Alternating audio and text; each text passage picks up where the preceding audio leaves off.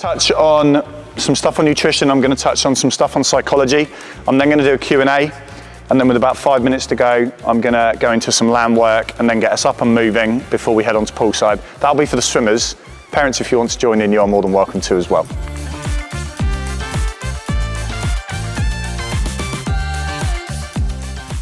Okay, we can change the competition structures, we can support coaches in a different way, we can support parents in a different way, we can make the whole sport end-to-end more exciting for you guys. By the time you're 15, 16, 17, we want to start being more engaged in that process. What are we eating? Why are we eating it? Do we understand how it impacts on our sport? So you can deplete your muscles all you like in the pool, but for your muscles to grow bigger and stronger, and your whole neurological system to recover, that happens after the session. And that's based on what food you take and what drink you have. So many people overlook it. It's a performance game. It's free. Fill up your bottle with water and then drink it, okay?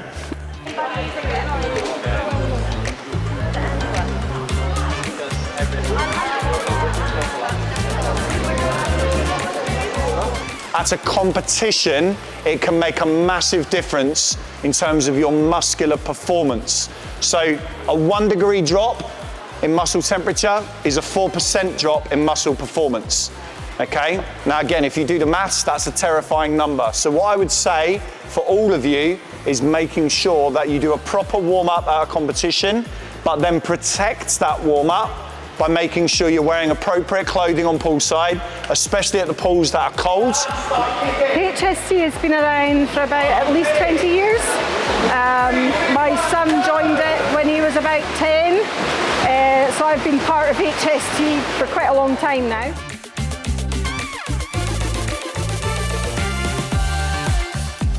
Well, for us, the Highland Swim Team is a pathway for our performance swimmers. So our 6 small Highland clubs feed into the Highland Swim Team.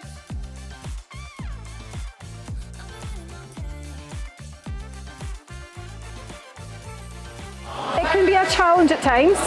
Obviously, with the area that we live, we can be logistically challenged with weather and so on and so forth. Morning sessions, because we live 21 miles away from the pool, you have to get up at crack of dawn to get there and home again for school and everything too. Every meet is like, for each of our 6 clubs, it's really, really, really hard because there's the journey time that sometimes we have to take them out of school on a Friday, especially if we're going over to Aberdeen. They do try and do some meets in Inverness, but it's not that often, and it's only a 25-metre pool. So for long course, we have to go over to Aberdeen. So yeah, it is a challenge, but you just have to be organised. Organisation is key, and getting your kids organised.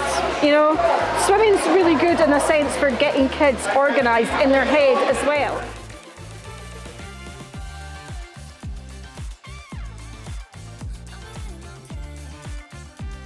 I'm a huge believer that they learn more than just how to move up and down a pool. Time management, coping with pressure, planning, being organised, taking responsibility, all things that they can learn through a swimming programme, and definitely can take into other areas of their life as well. And then we're going to spring up as high as possible, and if anyone does this, I will start crying. Down we go. Well, this is quiet. But you owe it to yourselves. If you're going to put everything into it, do it justice. Okay? Great job tonight. Well done, and I'll see you all soon.